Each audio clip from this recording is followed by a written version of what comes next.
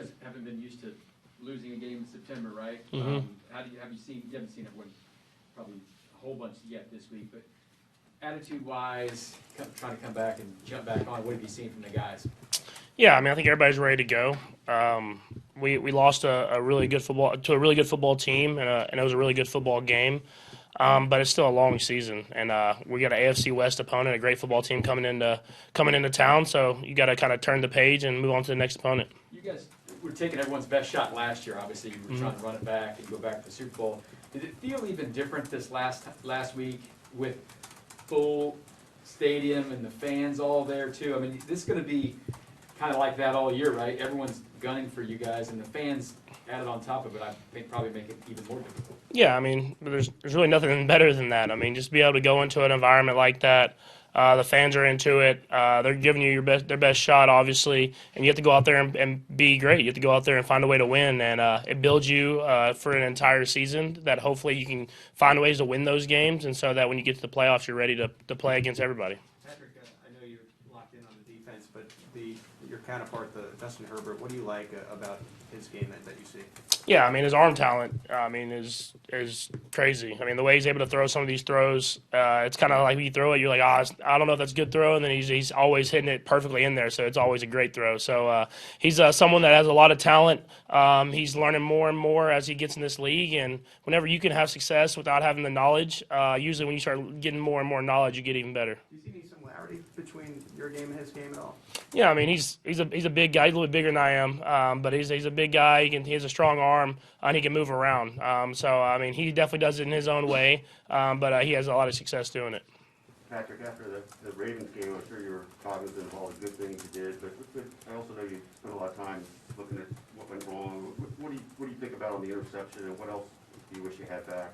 Yeah, I mean, on the interception, I think it's just the time of the game that I did it. I mean, a lot of times I'll try to make those throws and get them. Usually can get them in there. I kind of came out of my hand weird when he kind of wrapped me up and spun me.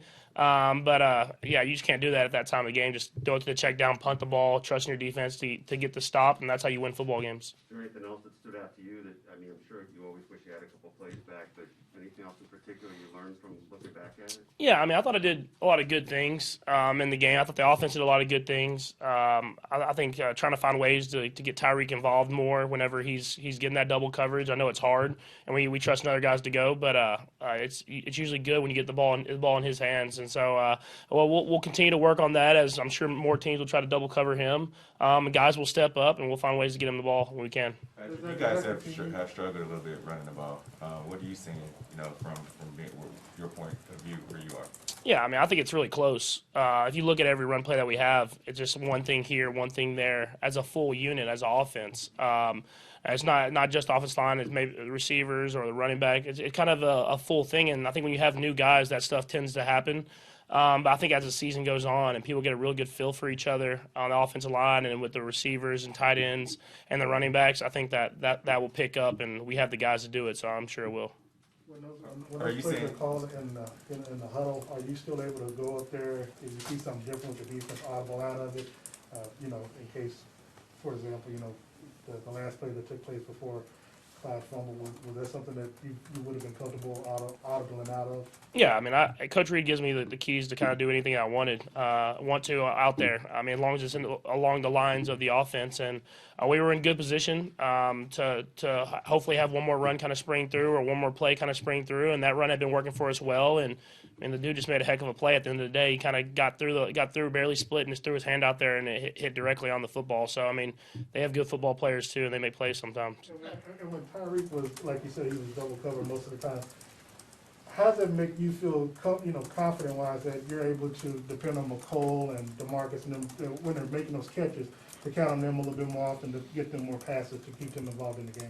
Yeah, I mean, I've always been confident in those guys. I mean, I see the work that they put in. I see the talent that they have. I mean, obviously we have these great talents with Travis and Tyreek that are all-time talents, and so we get them the ball and let them make plays. But we got guys all across the board that can make plays on this team, and you saw it with plays like Pringle made, plays like D-Rob made, and then you've seen the plays that McColl's made all season long or in the last few seasons. So we have talent everywhere. It's about getting them the ball in space and letting them go. How does that make you guys a more dangerous team when Pringle's getting involved, when DeMarcus is getting involved? It just puts defenses in binds. I mean, obviously they want to try to take away Travis and Tyreek as much as possible, just because of the consistent success that they've had for the last 5, 6, 20 years for Travis. So I mean, it's a thing where when you have other guys that can make plays happen, it puts them in a kind of predicament. Do we want to double cover both of them and leave these guys on islands, or do we want to play our defense and do what we do? And so having the ability to get it to everybody and they can all break it for a touchdown every single play is definitely something that will help the offense. It seems like the flow is a lot more smooth when guys are all getting involved and having fun. You feel that way? Yeah, I mean, I think the best thing about this team is everybody enjoys everybody else's success. And if you look at plays like the Pringle touchdown, I mean, Tyreek's been double covered the whole game, hadn't been getting the ball as much as usual, and he's down there making the block to get him into the end zone. And that just speaks to the type of guys that we have in this locker room. It's not about who gets the stats. It's about trying to find a way to win the football game, and we're all going to play for each other at the end of the day. Specifically, what does he give you as a target? What does he give you that maybe just a little bit different from the other guys? Who is this? Byron. Oh, yeah. I mean, he's obviously a very physical receiver. I mean, you see how he does on special teams and things like that. But he makes those tough catches. But I think y'all saw, I mean, he's fast and they can go and he can run when he's in space. And so he's come along a lot these last few years of learning the offense and getting himself a role in this offense. And now that he'll get more and more opportunity, I'm sure he'll make more and more plays. Some of the teams are trying to adjust, Patrick, to what you guys do. Travis, after the game, said he felt like the Ravens blitzed less and didn't, less man coverage than maybe you guys anticipated.